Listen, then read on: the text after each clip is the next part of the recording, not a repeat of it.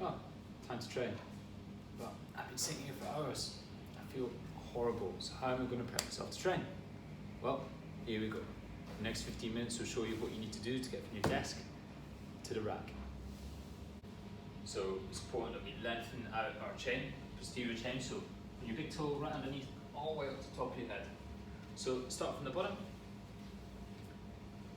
Just going to go in your socks, get that ball, and gently roll it. I'm going to start off just straight up and down. This could be any ball. This is a lacrosse ball, or a cricket ball, hockey ball, even tennis ball if it's quite tight. Then across. And if there's any particular area that's slightly more tender, just spend more time in there. So going up and down across now, little circles. It's going to total about 30 seconds on one side. Finding those tightest areas. And this is everything in this part of your foot. So we're not going on to this bony bit here, or on the outside, or here, we're just focusing on this fleshy bit inside. So now onto the other side. Same thing, start straight up and down.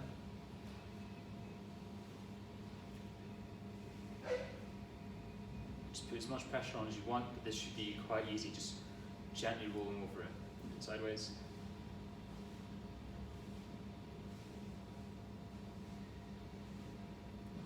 And finish up the multi-directional movements. This is going to begin to lengthen that posterior chain. Feet often get quite tight. This will give you immediately a feeling of more range of motion in your hamstrings. So we finish with that. Next up, we're going to peanut. So two of those balls tied together. So we're going to target our thoracic spine. So most of us sitting, this would be your perfect position.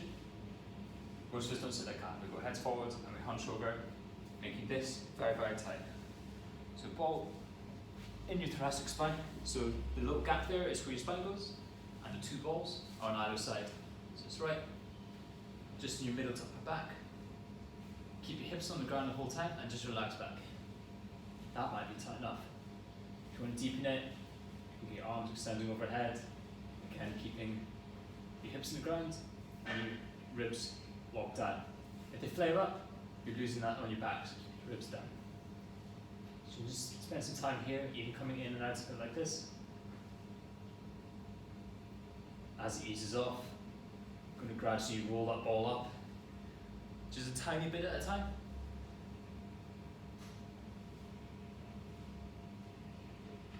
So we're getting actually higher and higher up our spine. Going to keep doing this until you reach the base of your neck. Again here, you can all add in circles with your arms, by whatever gives you a good level for release. And then check that we're feeling good after that. Our hands across your shoulders. Now we're going to lift our hips, you pitch up a little bit, so there's more weight in your back. And just gently roll, working your way up and down, into all the way at the bottom again. Where you started rather, so into your mid-back. If that was particularly painful, go for it again, otherwise. Those are your first two bits. Now you've given yourself some release with the trigger balls and the peanut. We're going to work into some deep stretches in your glutes and your hips. Sitting down, these just tighten up, these go to sleep, so we want to wake these up, lengthen them again, and get these nice and loose. So we're going to elevate pigeon.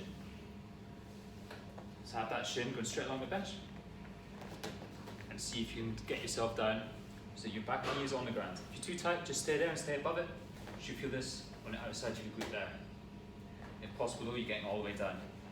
Bench is good because it means it's easier to check that your shin is staying in line with the bench.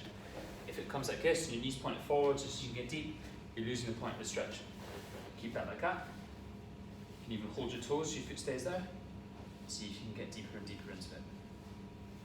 Yeah, you can just relax here, try to enjoy it. If you've gone too deep into stretches, too aggressive, and you find yourself gasping for air and like that, you're not getting the benefit. It wants to be relaxing. So I can feel a gentle stretch here. Just spending at least 30 seconds on that leg, and then swapping sides. So push myself out of it and ease in. So get that foot there, knee down, and then find my level. Gently easing in. So see a little bit tight on the side, so I can't actually lean down. That's my limit, that's fine. Expect size to be slightly different. Again, about 30 seconds here.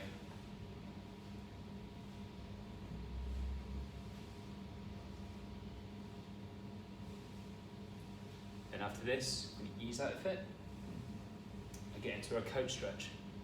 Really open up those hips. Again, this doesn't have to be a bench. It could be a sofa, whatever you've got, but about this height is good. Okay, so easing out. So next is the couch stretch. Just going to start off as if you're doing a rear foot elevated split squat. Get into that position. And you're going to just lower yourself down, use your hand to help you until you're there. So the closer your knee is to the bench, or the sofa, the chair, whatever's behind you, the deeper the stretch. So start off with a little bit of weight, find your balance, and then sit up. So the key here is in the hips. You're going to, if you're extended like this, you see the arch in my back? That's actually not getting into this as deep as we want. So you're going to tuck your tailbone under you, lightly tense this, and I'm flat. Sitting up tall, keeping that feeling, squeezing the bottom glute. You should feel stretching here. If you don't, then get that knee closer and closer to the bench. So just edge it like that, and then gently up into it again. When you can get, watch your balance, when you can get all the way into it, the next stage is to do this on the wall.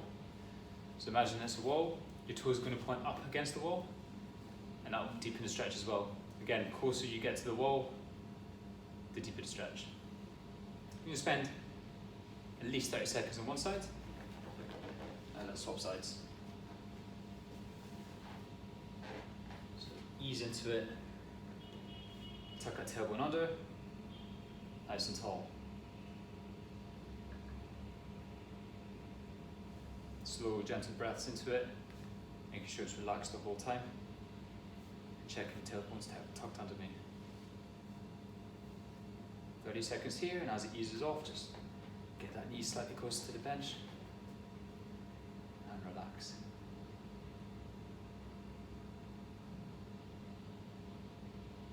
Again, one side probably feels tighter. That's expected. You can spend a little bit longer on it. As you finish 30 seconds here, we're going to ease off. We're going to work our way up the body again. So we've already used the peanut. Now we're going into just using the bench, the prayer stretch, again for your thoracic. So we're going to get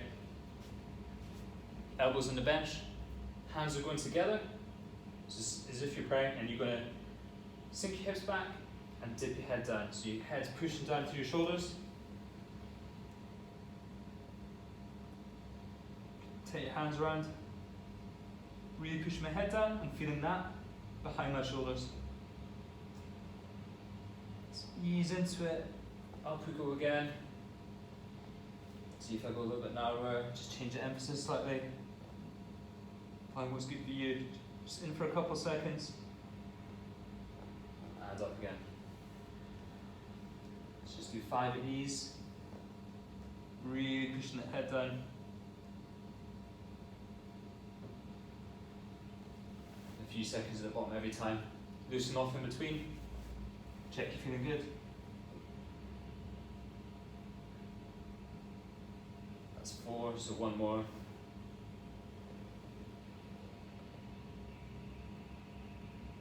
Again, just relaxing into it. And 5. So next up, we're looking at our ankle range of motion. Important for anything we do, but squatting, lunging. You want your ankles to be nice and loose again, you can sit down all day. So find any sort of ledge, whether it's a plate, the edge of a rack, small ledge. You're going to put the ball of your foot on your heels on the ground. Then gently just push forward, ease into it. So your weight is going in this direction, and I'm feeling a stretch just in here. You can hold on to something for balance. This isn't about balance, this is just about getting some weight through there. Just about 10 seconds there. Ease out. Go into it again. Make sure your knee is going straight forward here. And ease off. So third and final time. Get that weight down into it. You should feel yourself getting deeper and deeper as you do it. More of a stretch. Okay, and swapping sides. So again, just the ball of the foot on there. Back legs just down the ground for balance. Easing in.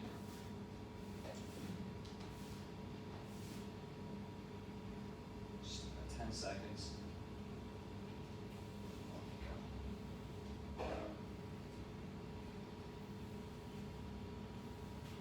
Through your knees. Again, if one side is tighter than the other, just spend a little bit longer on it.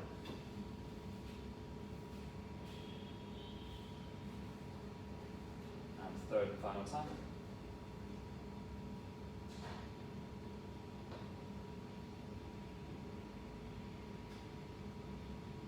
And there we go.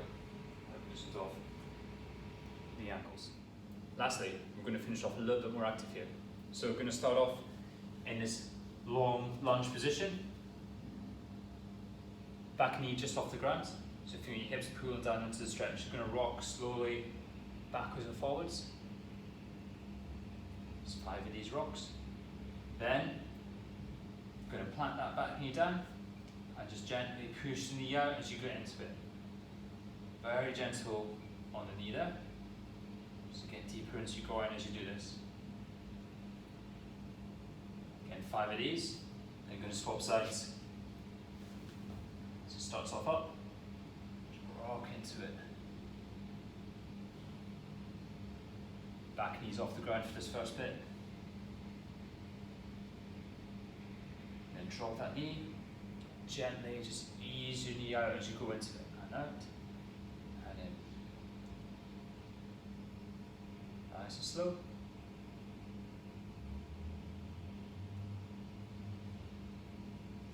There's 5. I'm going to go through this twice. See if you can get a slightly longer lunge a second time. Start to feel this out and get through it slightly quicker too. Still 5 and 5 though, so there's 5. Drop the knee, push out as I go forwards. Open up those hips.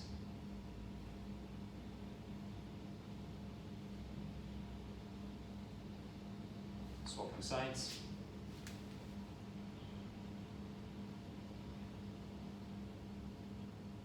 Five and 5. Start to feel your heart rate get up a little bit here, start to get warmer.